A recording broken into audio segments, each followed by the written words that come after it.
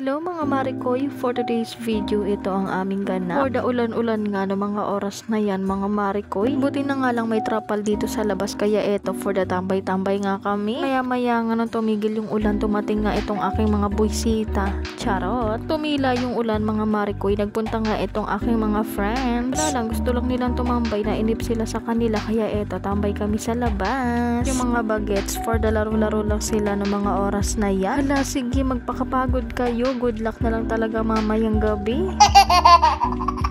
Diba? Pati si Kesha Lee nagtatakbo-takbo na nga rin. Pero itong si Nene, grabe napakalancha-lantang bata na to. Ito naman yung isa kong friends na si Mama Kulot. For the play lang siya dyan sa cellphone niya. Ano daw? Ito namang isa, grabe napakamahiyain naman. Pero sa personal, grabe ang tawa. Ala.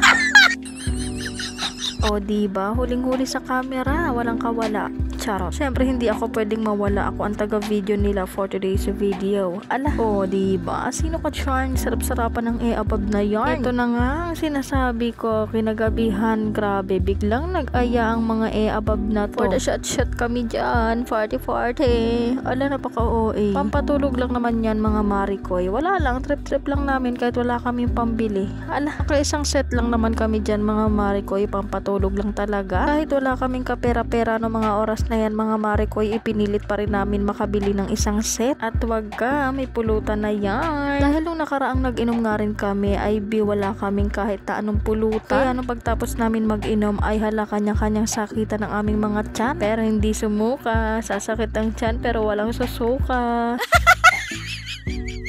Dumating nga itong isa nilang kapatid kaya ayan, syumat ka dyan, lagi mo kong inaasara, bago mo ako asarin syumat ka muna. Ala, bad influencer yarn. Charot. At kinabukasan eto pupuntahan namin sila, kami naman ang bibisita sa kanila. O diba, akala mo talaga napakalayo ng mga bahay. At syempre tuwang-tuwa nga ang batang makulit na to dahil pupunta nga siya kila baby Kesha. Grabe, fresh na fresh ang aking Junakis pero ako eto napaka-haggard. Ala, o diba, alam niya na kung saan nga kami pupunta. Hindi na nga ako magtataka kung isang araw nga ay mawala to sa paningin ko. Magulat na lang ako, nandito na nga siya kila baby Kesha. Ano ba naman kasi alam na nga niya yung papunta dito. Pero syempre hindi ko naman hahayaan yun no, na siya lang mag-isa pupunta dito. Hindi pwede. No.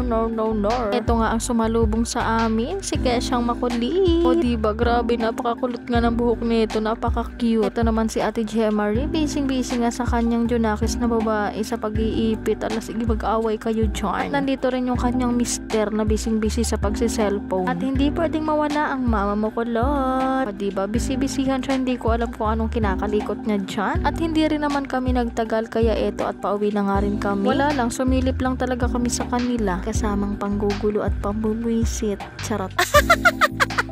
Grabe ang init pero wala makakapigil sa aming mag-ina. Char.